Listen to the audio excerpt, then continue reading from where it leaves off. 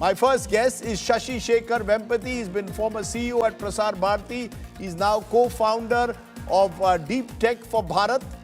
Does a lot of work on AI. Appreciate your joining us, Shashi Shekhar. Tell me, Shashi, at the moment there are two big questions. Do you accept or do you believe, as is being suggested, that this Sanchar Saathi app is essentially going to be used to snoop on people as the opposition claims? Or do you believe that's an exaggerated fear, a misplaced fear, that this app will not be used for snooping, but for greater cyber security? Yeah, I think that's clearly unfounded and exaggerated concerns. If you look at the massive amount of fraud that's happening, digital fraud, using mobile phones, WhatsApp, profiles to trap people, do so-called, digital arrest and so on. I think the situation called for an intervention, and I think the government has taken a meaningful step in popularizing this app. If you look at the Sanchar Saathi website, I think they have made public the statistics so far, staggering numbers in terms of the number of phones fraudulently, the SIM cards that have been blocked, the number of stolen phones that have been found. So in that sense, I think there is a public interest app, and I think the government encouraging the phone manufacturers to pre-install it, I think is a very positive move. And I think the minister has also made it clear that, you can take it out if you don't want it. With due regard, Mr. Vempati, when I go through the government order that was put out yesterday, it made it very clear that every mobile phone manufacturer would have to preload this app. So the concern is, the moment you preload the app, could the government have access to your data? Will it lead to mass surveillance?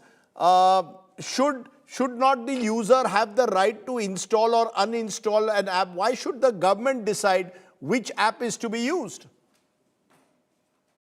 Yeah, I think that's clearly an overblown concern, because the permissions of the app definitely don't entail any of those kinds of surveillance access that people are imagining it. The other thing that many of us don't pay attention to is every commercial phone that we buy, be it from Apple, Google, or any of the whole host of Chinese manufacturers. They all come with pre-installed phones, apps with all sorts of pre-installed apps, and some of those apps can't even be removed.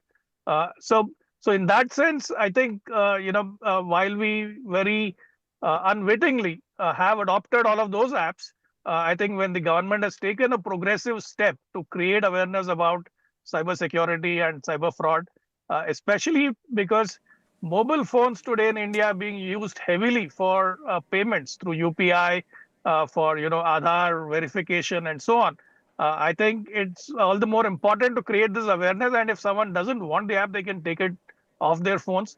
But by making it pre-installed, you're lowering the barrier to adoption, right?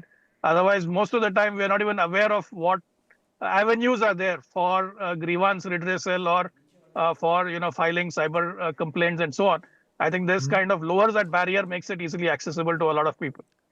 So are you saying that it cannot normalize surveillance in the name of cyber security, that it will not become a government tracker of your smartphones, it cannot be used to implant files on your device, and the concern that the government could access personal data on your device? Are you telling me all these concerns are misplaced, exaggerated?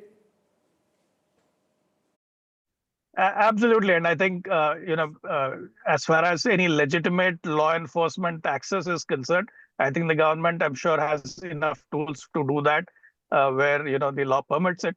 I don't think this is that avenue for that.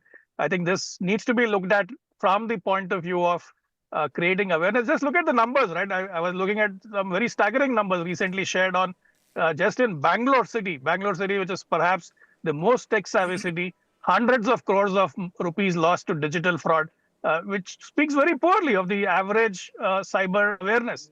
Even within the class of people who are supposed to be tech savvy, where you probably have the highest penetration of digital services, right? So it's a serious problem. I think we should give it the merit, the attention it merits, rather than hyping up this whole concern around surveillance. which clearly is overblown. One final question, Shashi Shekhar. Shouldn't the government have publicized this initiative first before you put out directives directly to phone manufacturers? It leads to confusions. Many of the concerns could have been avoided if the government was more transparent. Sure. In fact, if you look at the Prime Minister in his Man Ki Baat has created awareness on digital arrest more than once. So in that sense, I think clearly there is a need to do more and more of this. The PM has already done it from his end in Man Ki Baat. Perhaps the telecom ministry has to, create more awareness, maybe through mass media, through print, and so on. As far as diktat is concerned, I'm not aware if a hard diktat was issued. I understand it's more of an advisory, but nevertheless, I think that nothing in India can ever be less of communication. I think we need to do more of communication, especially on issues of this nature, just because of the fact that even the most digital savvy individuals can very easily fall prey to these sorts of cyber frauds.